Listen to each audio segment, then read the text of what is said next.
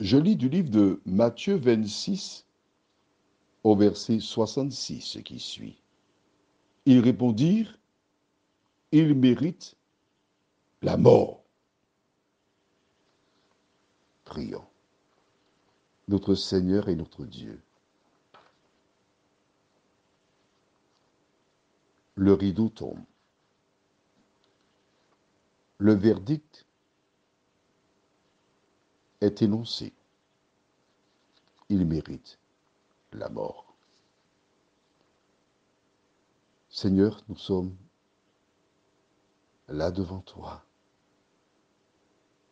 et découvrons ta parole. Que ton esprit continue de nous éclairer, nous diriger.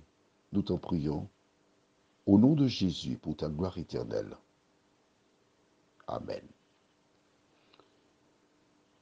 Voilà des hommes de Dieu, les bergers, les serviteurs, les dirigeants,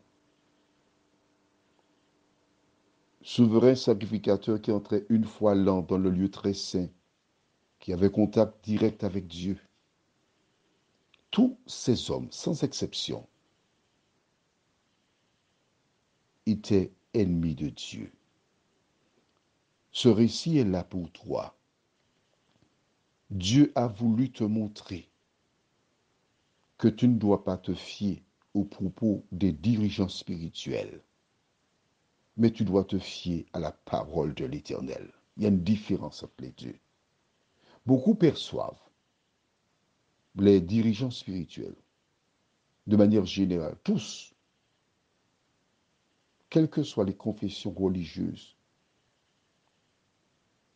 comme les dépositaires de la vérité. Mais la parole de Dieu nous montre que ces hommes dirigeants du peuple d'Israël,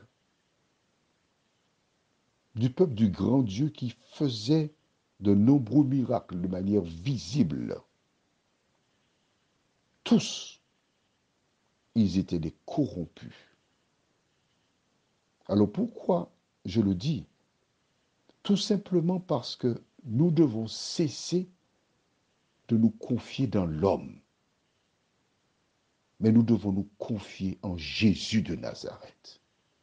Nous ne devons pas nous contenter de ce que disent les dirigeants, mais c'est ce que tu vois là. Pourquoi? Revenons dans le livre de Jean chapitre 11. Quand Jésus ressuscita Lazare,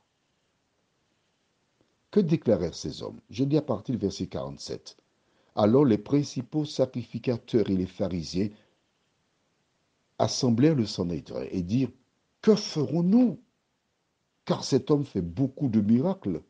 Si nous le laissons faire, tous croiront en lui.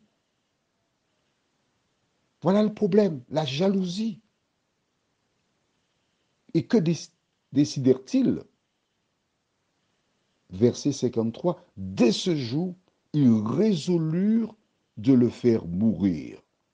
Au chapitre 12, comme il a ressuscité Lazare, je lis à partir du verset 9, une grande multitude de Juifs apprirent que Jésus était à Béthanie.